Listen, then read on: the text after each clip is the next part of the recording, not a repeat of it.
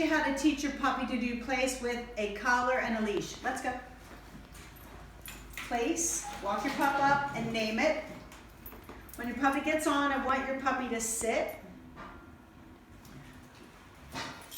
Break. We're going to do this a few times, okay, because we're teaching your dog that there are rules to this place command that you can, when I tell you to break off, you can break. You're going to take a break. And then when I tell you to get back on, your job is to stay there. Ready? Place until I say break. Good boy. Good job. Break. Okay, that's step one. Once you've done this a few times and your dog starts to learn the break command or whatever your release word is, you're going to put your dog back on place. Place. Good. And now we're going to just start to teach the rules of place, which place means get on the pet cot, and ultimately we want the dog to lie down. Now he's a young puppy, he doesn't know the down command yet, so I'm going to allow him to just sit, all right? And now I want to just start to teach him to stay put, all right? So I'll help out with hand signals. As we get to this point, we're building impulse control just a little bit at a time. So I might add in a little bit of distance from here. Keep your hand close to the collar, okay? But you're gonna start to move away a little bit because we're adding in distance. So we have the 3 Ds. We have duration, puppy stays on place. Distance, I step away. We have some separation.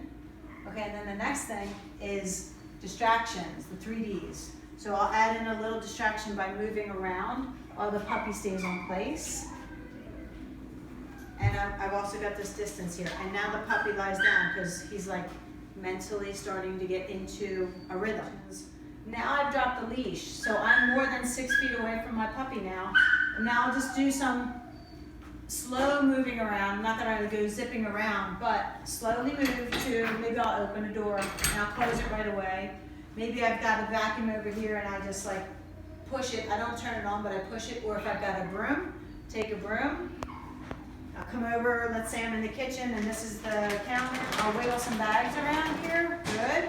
Still keeping a distance from my puppy.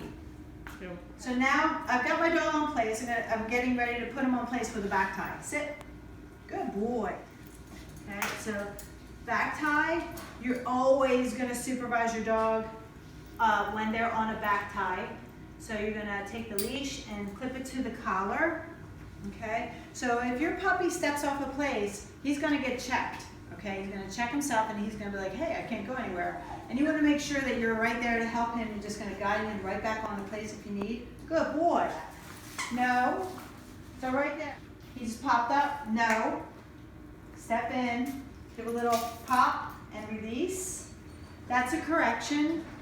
So let's assume when we correct our puppy, I want you to assume that he already has done this for a little while, that your dog knows a little bit about place before you wouldn't go correcting a puppy on day 1, 2, or 3 of learning place. But maybe once your dog has been doing it for a little bit of time, then you can start to correct. So see what that correction did? Ultimately, the puppy's like, okay, it made the puppy think. So now that I've corrected my puppy, he's like, okay, this is more serious than I realized. I'm going to do my work.